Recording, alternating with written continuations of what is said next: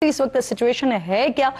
नुमाइंदा खुसूसी हैं समा के कमरुल मुनव्वर साहब, वो इस वक्त मौजूद हैं, उनसे बात कर लेते हैं। बहुत शुक्रिया आपका खबर। मुझे ये बताइए कि इस वक्त क्या सिचुएशन है बाहर? क्या होटल्स भी खाली करवाने का कह दिया गया है, हॉस्टल्स भी खाली करवा लिए गए हैं, पूरा का पूरा इस्लामाबाद ही बंद कर दिया गया है या हो जाएगा? जी बिल्कुल, इस्लामाबाद के लिए जो इंतजामात किए गए हैं, इस्लामाबाद हाई कोर्ट के फैसले के बाद उनको मजीद सख्त कर दिया गया था और अब 2200 कंटेनर्स जो हैं वो इस्लामाबाद के मुख्तलिफ शाहराहों पर ला रखे गए हैं। और कुछ शाहराहें जो हैं, जिस तरह ईरान एवेन्यू है, उसको मुकम्मल तौर पर बंद कर दिया गया। इसके अलावा संगजानी के करीब जो है आने वाला रास्ता जो उसको भी मुकम्मल तौर पर बंद कर दिया है। बाकी तमाम शाहराहों के ऊपर कंटेनर जो हैं वो ग्रीन बेल्ट्स और जो सर्विस रोड्स हैं वहाँ पर रखे गए हैं और कल सुबह या दिन के वक्त जो है ये रास्ते भी बंद कर दिए जाएंगे। जो आपने बात ये कही कि इसमें सिक्योरिटी की जो सूरत हाल है, हॉस्टल्स बंद करने की, वो हॉस्टल्स तो खाली करवाए गए हैं। वहाँ पर जितने भी लोग थे उनको कहा गया कि 27 तारीख तक वो हॉस्टल्स जो हैं वो बंद कर देगी, क्योंकि तहरीक इंसाफ की जानिब से ये ऐलान किया गया था कि उनके बहुत सारे लोग जो हैं वो इस्लामाबाद पहुँच चुके हैं। इसी वजह से ये इकदाम जो हैं वो किए गए हैं। ताहम तमाम बस अड्डे जो हैं उनको बंद कर दिया गया है कि ट्रांसपोर्टेशन का निज़ाम जो है वो आगे ना बढ़ सके। इसी वजह से इस्लामाबाद रावलपिंडी के जितने भी बस अड्डे उनको खाली करवा लिया गया है। जी अच्छा, क्या मोटरवेज जो है वो मेंटेनेंस के लिए बंद कर दिया गया? जी बिल्कुल, जो 6 मोटरवेज हैं उनको M1, M2, M13 जो है M11 इसको मुकम्मल तौर पर बंद कर दिया गया है। यानी लाहौर से इस्लामाबाद, पेशावर से इस्लामाबाद, इसके अलावा हकला से इस्लामाबाद और जो लाहौर से अब्दुल हकीम है उसको और सियालकोट से लाहौर आने वाली जो मोटरवेज हैं, ये 6 मोटरवेज बंद कर दी गई हैं। और इस हवाले से बाकायदा तौर पर एक सर्कुलर जो जारी किया गया है कि ये मोटरवेज जो है ये नाज़रीन को ऐसे बता सकते हैं कि इस्लामाबाद से कनेक्ट करने वाला कोई भी रास्ता हो पूरे पाकिस्तान से, वो बंद कर दिया गया है, तमाम मोटरवेज। जी मोटरवेज जो हैं वो मुकम्मल तौर पर बंद है। मोटरवेज के जरिए अगर आने वाले जो रास्ते हैं, क्योंकि मेंटेनेंस के लिए बंद किए गए हैं, तो वो उस जगह से बंद किए जाते हैं जहां से गाड़ियों ने ऊपर चढ़ना है, मतलब टूल प्लाजा से। तो इसी वजह से ये कहा जा सकता है कि मोटरवेज के जरिए आने वाले तमाम रास्ते बंद हैं।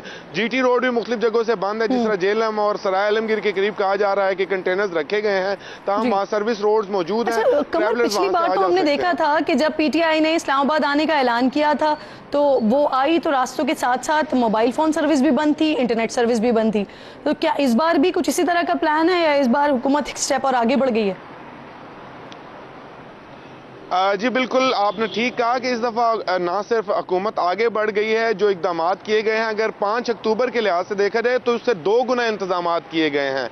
इस्लामाबाद पुलिस ने 30,000 बैरूने जो दूसरे सूबे हैं वहाँ से नफरी मंगवाई है, 50 के करीब जो प्रिजनर्स वैन्स मंगवाई गई हैं। इसके अलावा बहुत सारी ऐसी चीज़ें की गई हैं जो पहले हमने इसकी प्रेसिडेंट्स जो हैं वो नहीं देखी थी, जो इस दफ़ा की जा रही है। और सेलुलर सर्विस के साथ साथ इस दफ़ा इतला ये है कि जो ब्रॉडबैंड की सर्विसेज हैं, जो घरों के अंदर इंटरनेट होते हैं या ऑफिस के अंदर जो इंटरनेट होंगे, ये भी काम नहीं करेंगे। और इस हवाले से हमने आज वफाकी वज़ीर दाखिला से भी पूछा तो उनका ये कहना था कि अमन अमान की सूरत हाल को बेहतर रखने के लिए हर मुमकिन कदम उठाना है और इसके हवाले से कल फैसला किया जाएगा कि ब्रॉडबैंड सर्विसेज जो हैं वो भी बंद करनी है, क्योंकि सेलुलर सर्विसेज बंद करने के हवाले से तो पहले ही बता दिया गया था। मुझे बताइए कि शहर में ऑब्वियसली जगह जगह कंटेनर्स लगे हुए हैं, इससे पहले भी जो एहतजाज हुआ हमने वहां पर भी यही सब कुछ देखा था, फिर दूसरे सूबों से नफरी भी बुलाई गई है, रेंजर्स और FC को भी तलब किया गया। तो इस सारे अमल को रोकने के लिए, यानी PTI के एहतजाज को रोकने के लिए हुकूमत को कितने अरब खर्च करने पड़ रहे हैं? अच्छा, इसमें मैं आपको एक बात बताऊं कि एक कंटेनर जो होता है उसकी फीस जो होती है एक दिन की वो 30,000 रुपये होती है और इस वक्त 2200 कंटेनर जो हैं वो यहाँ पर मौजूद है, तो ये करोड़ों रुपए बनते हैं।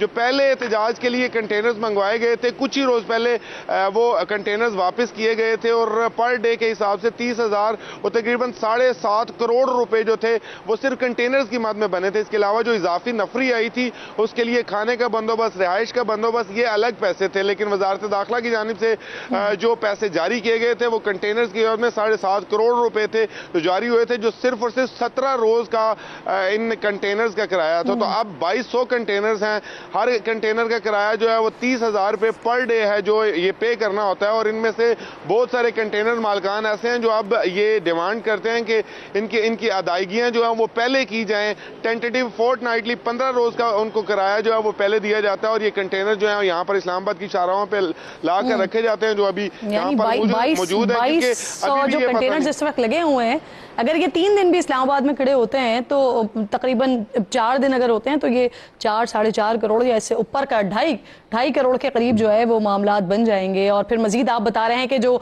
लोग यहाँ पर नफरी मौजूद हैं उनके खाने पीने के अखराजात अलग हैं, फिर उनको जो सर्विसेज करनी है उसके अखराजात अलग हैं। तो ऑब्वियसली हुकूमत को इस एहतजाज को रोकने के लिए अच्छा खासा खर्चा। बहुत शुक्रिया आपका। कमरुल मुनव्वर प्रोग्राम में साथ मौजूद थे। हैसियत खातून बुशरा बीबी का एहतराम, लेकिन बुशरा बीबी को बेख्तियार गैर सियासी घरेलू खातून कहा जाता है, लेकिन हर मामले के पीछे उन्हीं के कदमों के निशान मिलते हुए नजर आते हैं।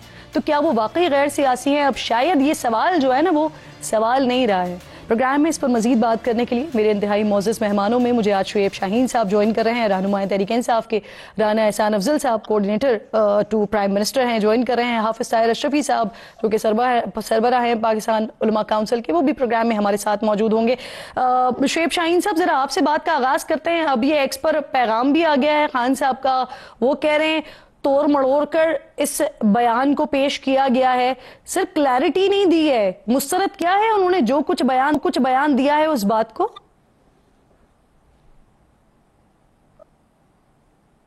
देखिए, पहली बात तो यह है कि खान साहब के बयान के बाद किसी पार्टी रहनुमा का हो या किसी गैर सियासी किसी खातून का हो, तो उसमें तो कोई फर्क बाकी नहीं रहता कि खान साहब की अपनी statement should be considered as official statement. दूसरी बात यह है कि किस जगह पे उन्होंने सऊदी अरब को इम्प्लीकेट किया है। ये तो इन कठपुतलियों ने जानबूझ के नॉन इशू को इशू बनाने की कोशिश की है और उनका सियासत से कोई ताल्लुक नहीं। वो क्योंकि ये विरासती पार्टी अगर उन्होंने ऐसी कोई बात नहीं की तो खान साहब को क्या जरूरत पड़ी इस बात की वजाहत देने की? उन्होंने मेरी बात मुकम्मल करने देना, मुझे बात मुकम्मल करने देना, बात मुकम्मल करने दें, आपको वजाहत मिल जाएगी, नहीं तो फिर मेरे से पूछ लीजिएगा। देखिए, पहली बात तो यह है कि उन्होंने लोगों को एक मैसेज दिया 24 के हवाले से। अब उस मैसेज के बैकग्राउंड में उन्होंने कोई ऐसी बात कर दी जिसके ऊपर तूफान खड़ा करने की कोशिश की गई। ना उन्होंने सऊदी अरब का नाम लिया, ना उन्होंने उसको इम्प्लीकेट किया, ना उनका ये मकसद था। उसकी वजाहत कल से आ रही है, सारी पॉलिटिकल पार्टी ने कर दी, इमरान खान साहब ने कर दी, बुशरा बीबी भी वजाहत कर देंगी। उसके बाद इसकी गुंजाइश कोई नहीं है कि आप या कोई भी बैठ के शुएब साहब आप मेरे लिए इंतहाई मोहतरम हैं। शुएब साहब, मैं बेसिकली आपके जरिए अगर मुझे कोई गलत फहमी है मैं उसको भी दूर करना चाह रही हूँ, अगर सुनने वालों को कोई गलत फहमी है तो मैं उन्हें भी दूर करना चाह रही हूँ। आप जरा मुझे समझा देंगे कि बुशरा बीबी साहिबा ने जो बात कही है उसकी तशरीह कीजिएगा सर, क्योंकि अगर वहां से बात उन्होंने नहीं की तो कौन है जिसके मुल्क में शरीयत खत्म करना चाह रहे हैं और फिर ये कहां से उठा के लेकर आ गए? ये किसके लिए उन्होंने कहा है और उम्रा करने कहां गए थे नंगे पांव सर? देखें इंपॉर्टेंट बात यह है कि वो एक गैर सियासी खातून है, उन्होंने जो बात की है उसकी वजाहत भी वो खुद करेंगी। कंटेक्स्ट बैकग्राउंड में ये है जिसको जहन में रख के प्रोबेबली बुशरा बीबी ने एक बात कर ली। ये कॉन्टेक्स्ट आप शुएब साहब, आप जो कॉन्टेक्स्ट की बात कर रहे हैं ये कॉन्टेक्स्ट मिल नहीं रहा, कोई इशू बनाया जा रहा है। नहीं, क्यों नहीं मिल रहा? देखें, उन्होंने कहा सऊदी अरब का नाम लिया है जिसको आप इम्प्लीमेंट कर रहे हैं या पॉलिटिकल पार्टीज ये कर रही हैं, जो नॉन इश्यूज हैं उनको इशू बनाया जा रहा है। सर, शरीयत किस मुल्क में नाफिज है? बाजवा साहब का कहाँ कनेक्शन था? बाजवा साहब के जो सर, पहले आप लोग अमेरिका की बात करते रहे, लेकिन जिस वक्त की ये बात हो रही है वहां पर डोनाल्ड ट्रंप थे सर, तो क्या डोनाल्ड ट्रंप ने उनको फोन करके कहा कि वो सऊदी अरब में शरीयत खत्म करना चाहते हैं और इमरान खान को कहां से उठाकर लेकर आ गए? डोनाल्ड ट्रंप के मुल्क में शरीयत नहीं है। ट्रंप की बात करें, हमने कब कहा है डोनाल्ड ट्रंप तीसरा किसने कहा सर? लेकिन हमने ये कहा है कि बाजवा साहब के जहां बाजवा साहब के कनेक्शन से जो जिस एजेंडा पे वो काम कर रहे थे, मैंने रेफरेंस आपको एक इंडिपेंडेंट जर्नलिस्ट का दिया है, आमिर मीर साहब का। आप उनके इंटरव्यूज, उनके प्रोग्राम्स उठा के देख लें। उस कंटेक्स्ट में प्रोबेबली बुशरा बीबी ने बात की होगी, लेकिन उसको उठा करके एक पार्टी पे थोप देना और उसको पार्टी का बयानिया बना देना और एक नॉन इश्यू को इश्यू बना देना, मैं नहीं समझता कि इमरान खान की कंप्लीटली डिसोन कर रहे हैं, जैसे इमरान खान से डिसोन कर रहे हैं, आप डिसोन कर रहे हैं इस बयान को, इस स्टेटमेंट को, और पार्टी डिसोन कर रही है। सर जी सुन लेना, सुन लें। पहली बात तो यह है कि वो ना वो पार्टी का हिस्सा है, ना वो पॉलिटिकल कमेटी की मेंबर है, ना कोर कमेटी की मेंबर है। एक शख्स कोई भी उठ के कोई बात करे, पार्टी उसकी जिम्मेदार नहीं होती। दूसरी बात यह है कि उसने इस सिलसिले में कोई बात ही नहीं की जिसको नॉन इशू को इशू बनाया जा रहा है। तीसरी बात यह है कि इमरान खान और पार्टी की वजाहत के बाद इसको इश्यू बनाना, इसको उठाना, इन कठपुतलियों का एक शेवा है, इनका तरीकाकार है। कॉन्ट्रडिक्शन आपकी अपनी बात में है सर। अगर एक नॉन इशू है तो नॉन इशू पे पूरी पार्टी को बशमूल बानी को वजाहत क्यों देनी पड़ रही है? अगर ये एक नॉन इशू है, फिर सर इससे ज्यादा इंपॉर्टेंट ये है कि ये अगर रिकॉर्डेड स्टेटमेंट था तो फिर चलाया क्यों गया? क्या आप लोगों के इल्म में नहीं था? अगर पार्टी जब आप 25 न्यूज चैनल्स बैठ के एक ही मौजू उठाएंगे किसी के कहने पे या अज खुद, तो नेचुरली उसका फिर जवाब देना हमारी तरफ से बनता है, इसलिए जवाब दिया गया है। वरना शायद नॉन इशू था, हम उसको बात ही ना करते। दैट इज द कंसिडरेशन कि जब कोई नॉन इशू बताइए, ये कटपुतली बनाएंगे, शाबाशी बनाएगा या मीडिया बनाएगा। सर हम सब ने मिलकर नॉन इशू को इशू बना दिया, लेकिन ये बताइए कि ये इशू जो बना ये कोई लाइव बात तो हो नहीं रही थी सर, ये रिकॉर्डेड पैगाम था, 9 साढ़े 9 मिनट की ये रिकॉर्डेड वीडियो थी। तो पार्टी के इल्म में था ना कि वो क्या बात कर रही हैं, वो पैगाम देखा तो गया होगा ना कि क्या भेजा जा रहा है, तो उसके बाद वजाहतें देना सर। सुन लेना, पार्टी को पहली बात तो यह है कि पार्टी की मैंने आपको वजाहत पेश कर दी, ना वो पॉलिटिकल कमेटी का मेंबर है, ना वो कोर कमेटी के मेंबर हैं, कि वो पार्टी के पास पहले वो आ जाए और उसकी अप्रूवल के बाद उसको जारी किया जाए। जारी करना था एक मकसद उनका, वो 24 के प्रोटेस्ट के हवाले से, उसके अलावा कोई मकसद नहीं था। तो लिहाजा अप्रूवल तो उस चीज की दी जाती है या उसकी जो एक पॉलिटिकल कमेटी या एक पॉलिटिकल प्रोसेस का जो शख्स हिस्सा हो, जो कोई भी इंडिविजुअल कैपेसिटी में कोई अपने शौहर के लिए या कोई बहन अपने भाई के लिए कुछ जुद्दोजहद करती है तो उसकी की जाने वाली स्टेटमेंट जो होती है वो लेकिन सर आप लोग खुद जानते हैं कि इस वक्त सिचुएशन क्या है, हालात आपके अपने लिए क्या है। अगर वो घरेलू खातून है, गैर सियासी खातून है, और अगर वो स्टेटमेंट दे रही है और ऐसे स्टेटमेंट्स के जिससे रियासती मामला जो है वो दोस्त बिरादर ममालिक के साथ ताल्लुकात खराब हो सकते हैं, तो उसके लिए कम से कम आप लोगों को एहतियात करनी चाहिए ना। अगर वो गैर सियासी हैं तो आप लोग तो सियासी लोग हैं। सर राना साहब मुझे बताइए, क्या बुशरा बीबी के इस स्टेटमेंट के बाद किसी किस्म का कोई सऊदी अरब के साथ सरकारी सतह पर राब्ता हुआ? सर मुझे इजाजत दीजिए, राना साहब बड़े खामोशी से सुन रहे हैं आपकी बात, मुझे इजाजत दीजिए, मैं आती हूँ दोबारा आपकी तरफ, मैं आती हूँ दोबारा आपकी तरफ, क्योंकि ऑब्वियसली राना साहब वहाँ इतनी बड़ी बात पहुंची होगी, कोई रद्द-ए-अमल आया है वहाँ से? सऊदी अरब मुलव्वस है। हमने देखिए मैं वही, अगर मुझे इजाजत दें, साहब मुझे इजाजत दें प्लीज, शाहीन साहब जो है, शेख साहब इजाजत दें, राना साहब का कमेंट आने दें, मैं दोबारा आपकी तरफ आऊंगी, आप अपनी टर्न पे बात कंप्लीट कर लीजिएगा। शेख साहब इजाजत दीजिए। देखिए बड़ी सिंपल सी बात है, इन्होंने कहा कि वो गैर सियासी हैं। हमें तो पहले से ही पता था कि उनको सियासत का शौक है, और अभी उन्होंने इससे पहले भी बड़ी डिटेल्ड हदायत दी कि किस एमपीए ने कितने लोग लेके जाने, किस एमएनए ने कितने लेके जाने, और उसकी वेरिफिकेशन कैसे होनी है। चलें ये भी छोड़ दें, अगर वो गैर सियासी थी तो आपने अपने ऑफिशियल पेजेस से उस बयान को लॉन्च किया, तो पीटीआई ने उस बयान को ना सिर्फ ओन किया बल्कि उसको लॉन्च किया, डिसेमिनेट किया। तो ये मैं थोड़े से हकायक जो है वो मैंने कहा मैं आपके सामने रख दूं। दूसरा देखें, जो इसके अंदर दूसरा पहलू है कि इसके आप ये कहें कि वहाँ मदीना की बात हो रही है और उसके बाद कॉल आपको इंडिया से आनी थी, या डोनाल्ड ट्रंप ने जिस तरह आपने कहा या ऑस्ट्रेलिया से कॉल आनी थी। क्या आप समझते हैं कि पाकिस्तानी अवाम बेवकूफ़ है? तो ये डिफेंस देना शोएब शाहीन साहब का, इसकी तो कोई मंतक ही नहीं समझ आती कि वो सऊदीया का नाम नहीं लिया।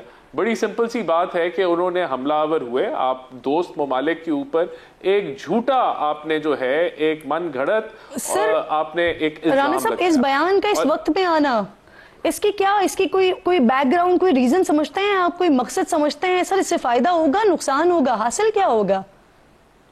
देखें उन्होंने जो कोशिश की ना, उन्होंने मजहबी कार्ड को इस्तेमाल करने की कोशिश की कि हम शरीयत के ठेकेदार हैं और जो लोग शरीयत जो है वो ख़त्म करने वाले थे हम उनके खिलाफ थे और उन्होंने हमारा जो है वो किया। तो ये जो मजहबी एक इससे जो एंगल मुझे समझ आता है कि उन्होंने मजहबी कार्ड इस्तेमाल करके पॉपुलैरिटी गेन करने की कोशिश की कि हम तो बहुत बड़े शरीयत के ठेकेदार हैं। तो ये पहलू भी कि और वो भी झूठे, देखें या तो होती ना उसमें हकीकत होती, एक झूठा बयानिया बना के मन घड़त जिसमें सच्चाई नहीं है, झूठ की बुनियाद पे मजहबी कार्ड इस्तेमाल करते हुए आपने कोशिश की कि हमें इससे कोई जो है सियासी फायदा हो। तो यही वो सियासत है जो पीटीआई की, जिसको हम बार बार पॉइंट आउट करते रहे हैं कि जब पाकिस्तान को आईएमएफ। मुझे बताइए राणा साहब, अभी एहतसाब अदालत ने 190 मिलियन पाउंड केस में नाकाबिल जमानत वारंट गिरफ्तारी जारी कर दिया और बुशरा साहिबा खुद इस वक्त पेशावर में है, तो क्या उनकी गिरफ्तारी को यकीनी बनाने के लिए कोई कार्रवाई हो रही है, कोई प्लान हो रही है, क्या हो रहा है? नहीं देखें, वो तो जो भी पुलिस का रोल है, जब कोई वारंट, जब बेल कैंसिल होती है तो उसके मुताबिक वो मामला चलेंगे। इसके लिए कोई लंबी चौड़ी प्लानिंग हुकूमत ने नहीं करनी। ये तो पुलिस का जो रोल है, किरदार है, वो पुलिस अपना रोल और किरदार अदा करेगी, उसके ऊपर हुकूमती कोई लाएअमल नहीं बनाया जाएगा। बहरहाल हम समझते हैं कि ये एक्सपोज हुए हैं बहुत बुरे तरीके से और इनका झूठ भी पकड़ा गया और झूठ की बुनियाद पे इनकी सियासत होती है। चाहे और पाकिस्तानी मफादात को एससीओ हो, तब आपका चाइनीज सदर का विजिट हो, अभी भी बेलारूस के सदर आने लगे हैं पाकिस्तान में अपनी बिजनेस की एक पूरी डेलीगेशन लेके 25 तारीख को। सर मुझे बता दीजिए राणा साहब, मैंने आगाज में भी आपसे पूछा था, गालिबन आपने जवाब नहीं दिया। सर ये जो सारी कल से कंट्रोवर्सी पैदा हुई है, इसके ऊपर क्या कोई स्टेटमेंट, कोई रद्द अमल सऊदी अरब की तरफ से आया है? देखें, अगर वो रद्द अमल अगर आएगा तो उसको फॉरेन ऑफिस जो है वो बखूबी उसका जवाब देगा। लेकिन एक चीज तय है और प्राइम मिनिस्टर ने भी उसका जिक्र किया कि हमारे जिस तरह के अच्छे ताल्लुकात हैं सऊदीया के साथ, हम उस पर आंच भी नहीं आने देंगे और हम इसको कवर करेंगे। और ये पहला वार नहीं है, ये दूसरा तीसरा वार है इन ताल्लुकात के ऊपर झूठ की बुनियाद पे, जो सिर्फ अपने लोकल सियासत कवर अप कैसे करेंगे सर? पीटीआई ने उठाया।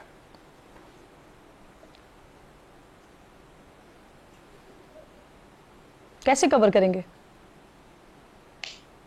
नहीं, हम देखें, हमारे तो बहुत अच्छे तल्लुकात हैं, हम कहेंगे कि इसके ऊपर बिल्कुल नजर नहीं देनी चाहिए। और ये इनका काम ही ये जो पूरी जमात है, इसका एक ही अब मकसद रह गया है, इस मुल्क में इंतशार फैलाना, इस मुल्क में पॉलिटिकल इंस्टेबिलिटी फैलाना और इस मुल्क में इकोनॉमिक इंस्टेबिलिटी फैलाना। और इंशाल्लाह ये आपको रद्द अमल आ भी गया। बुशरा बीवी जो हैं, उनको बेल इस बुनियाद पे मिली थी कि वो एक अच्छा बिहेवियर दिखाएंगी, इस बुनियाद पे नहीं मिली थी कि वो जो है मुल्की मफादात के ऊपर झूठे बयानिए बना के हमलावर हों।